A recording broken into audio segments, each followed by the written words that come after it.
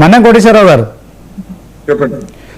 60 ఏళ్ల తర్వాత మనం ప్రత్యేక తెలంగాణ రాష్ట్రం సాధించుకున్నాం సార్. 14 ఏళ్ళు కష్టపడ్డాం.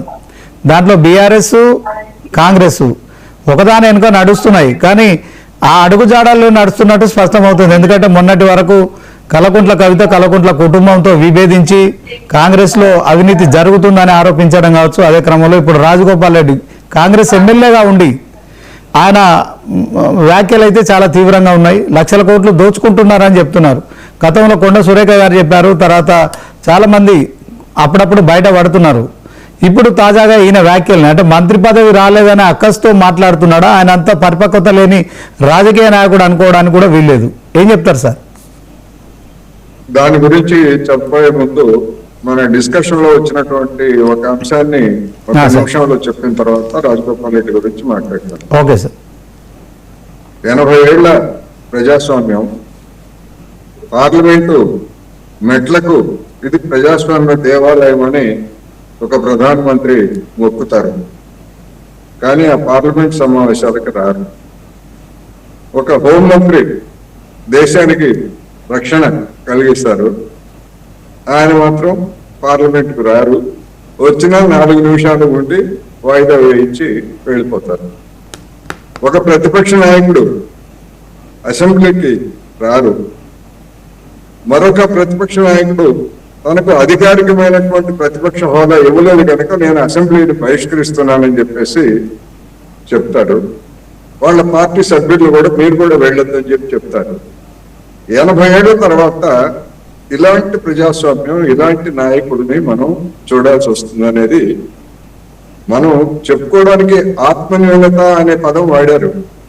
మన యొక్క చర్యలే ఈ విధమైనటువంటి భావాన్ని ఇస్తున్నాయి. రెండోది, 80 కోట్ల మందికి మేము ఉచితంగా ఆహార ధాన్యాలు ఇస్తున్నామని చెప్పి చెప్పుకుంటున్నప్పుడు ప్రపంచంలో ఏంటి భారతదేశం మరి 6వ ఆర్థిక వ్యవస్థ అంటారు, 80 కోట్ల మందికి ఉచితంగా ఇవ్వడం ఏంటి? ఆకలిలో 123 దేశాల్లో 102వ స్థానంలో ఉంటుంది ఏంటి?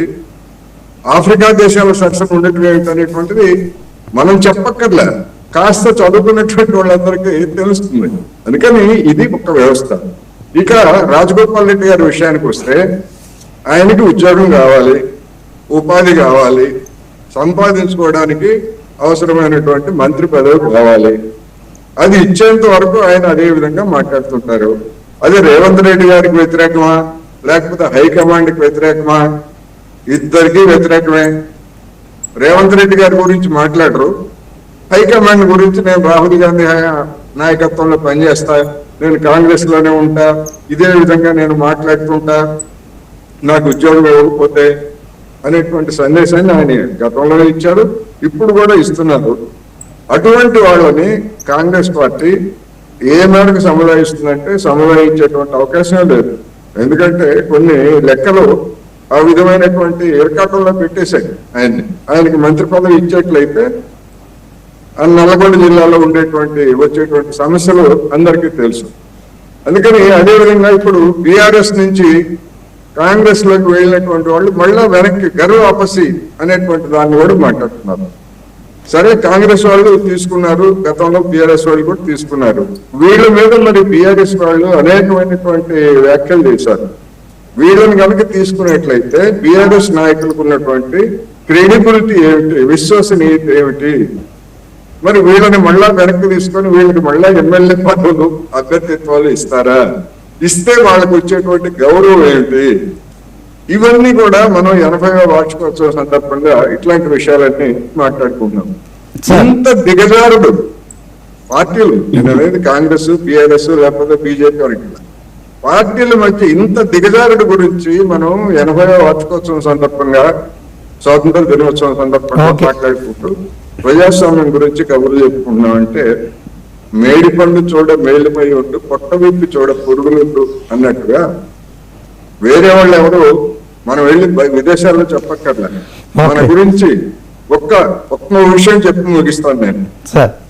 మొన్న ఒక వారం రోజుల క్రితం హెచ్డి సుతార్ అనేటువంటి గుజరాత్ హైకోర్టు జడ్జి లఖీ సోలంకి అనే మహిళ కేసు విషయంలో చేసినటువంటి కామెంట్స్ అందరూ చదువుకోవాలి.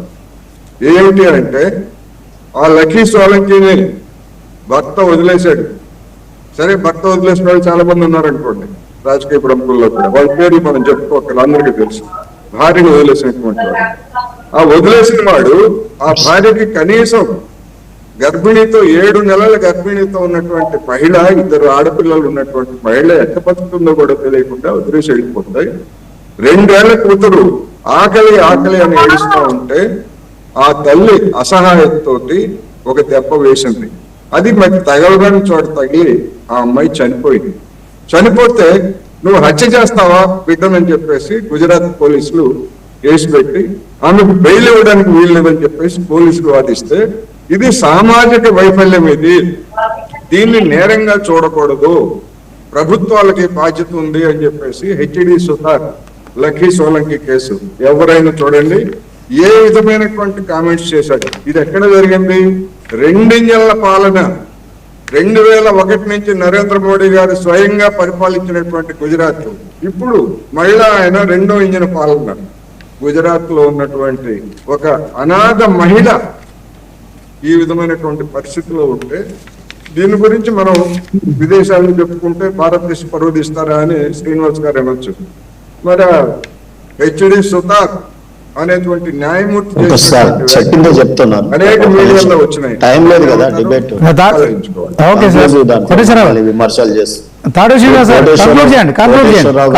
కోటేశ్వరరావు గారు కావచ్చు, లేకపోతే ఈ దేశంలో కకావికలమై నా కమ్యూనిస్టులు శ్రీనివాస్ గారు కంక్లూడ్ ఎట్లా చూస్తారు? తెలంగాణ రాష్ట్రంలో రాజగోపాల్ రెడ్డి వ్యాఖ్యలను ఎలా చూస్తారు? నిద్ర పట్టదు సార్, బీజేపీని అనకుండా డిబేట్ ముగిసే టైం లాస్ట్. అది వదిలేండి సార్, ఆయన అనవసరమైన ఆరోపణలు చేస్తలేరు కానీ తాడు శ్రీనివాస్ గారు అవసరం ఆరోపణలు రాజగోపాల్ రెడ్డి మునుగోడు ఎమ్మెల్యేగా కాంగ్రెస్ పార్టీకి సంబంధించి చేసిన కామెంట్స్ ఎట్లా చూస్తారు చెప్పండి. మోడీ గారు ఏమన్నా జడ్జా శ్రీనివాస్ గారు?